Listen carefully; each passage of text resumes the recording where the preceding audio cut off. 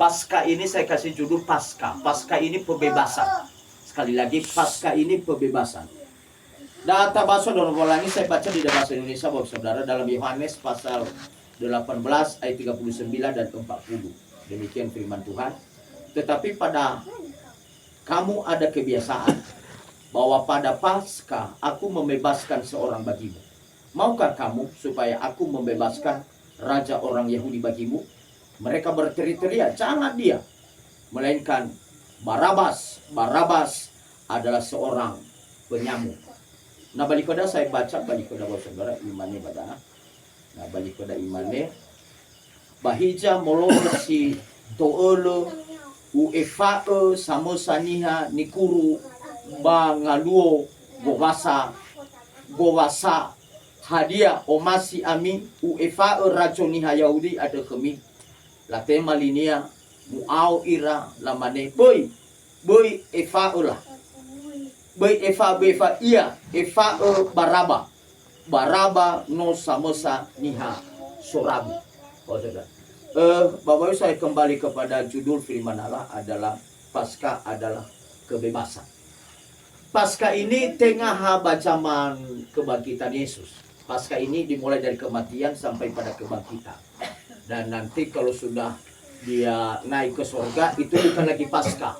Itu sudah hari Pentakosta atau hari Pentekoste si-50, Bapak Saudara. Nah, Pasca ini bukan hanya dimulai dari kebangkitan Yesus, tapi Pasca ini dimulai dari perjanjian lama. Kalau kita memperhatikan, dimulai dari orang Israel, Drono kicara Eliso ba drama Misrai, atau orang Israel. Pasca ini sebenarnya rencana Tuhan adalah untuk membebaskan orang Israel keluar dari tanah Mesir. Dan makanya saya beri judul adalah Pasca adalah kebebasan. Kita lihat Pasca, saudara, ketika Musa dipanggil Tuhan, lalu dia katakan kepada Musa, pergi ke Mesir dan bebaskanlah orang Israel, umatku. Lalu katakan kepada Raja Firaun bahwa aku akan merayakan yang disebut dengan ibadah Paskah dengan perjalanan 3 hari perjalanan jauh. Berarti 3 hari perjalanan jalan kaki, bahwa menurut Anda, saudara. Lalu kita lihat bahwa ada beberapa tawar-menawar antara Musa dan Firaun.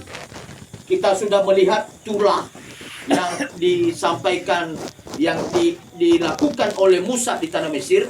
Yang tulah yang ke-10 anak sulung mati, tulah yang ke-9 gelap gulita, tulah ke-8 belalang, ke-7 hujan es, ke-6 barah, ke-5 penyakit sampar pada ternak, ke-4 lalat ikat, ke-3 nyamuk, ke-2 katak, lalu yang tulah yang pertama adalah air menjadi darah. Itu tulah yang terjadi bagi orang Mesir. Disebabkan kenapa bisa terjadi 10 tulah ini? Saudara, 10 tulah ini disebabkan karena orang Mesir, Raja Firaun, tidak mau membebaskan orang Israel keluar dari tanah Mesir. Ada beberapa tawaran menawar, saudara. Kita lihat dalam Keluaran pasal 8 ayat 25. Kita lihat, saudara, ayat 25 berkata begini. Lalu Firaun memanggil Musa dan Harun serta berkata, pergilah, persembahkanlah korban kepada Allahmu di negeri ini. Tujuan Allah adalah harus keluar orang Israel keluar dari tanah Mesir. Lalu Musa juga menyampaikan, jangan di negeri ini, biar kami pergi beribadah 3 hari perjalanan jauhnya. Lalu kita memperhatikan taktik daripada Firaun. Boleh mempersembahkan korban, boleh kamu beribadah merayakan Paskah kepada Tuhan, tapi ingat, tidak boleh keluar, hanya di negeri ini. Artinya tolak esunolong walangi, tapi tetap berifalalini general, tetap pada tabiat lama. Tetap kita melihat secara rohani, secara alegoris, bahwa Mesir ini dipandang adalah sebagai tempat kegelapan. Boleh kamu panggil nama Tuhan, tapi tetap hidupmu dalam kegelapan. Boleh tetap beribadah kepada Tuhan, tapi tetap berdosa. Boleh beribadah kepada Tuhan, tapi jangan tinggalkan dosa itu. Itu tawaran yang pertama. Yang kedua adalah di ayatnya yang ke-28. Keluaran pasal 28 ayat 28. Lalu kata Firaun, baik, Aku akan membiarkan kamu pergi untuk mempersembahkan korban kepada Tuhan Allahmu di padang gurun.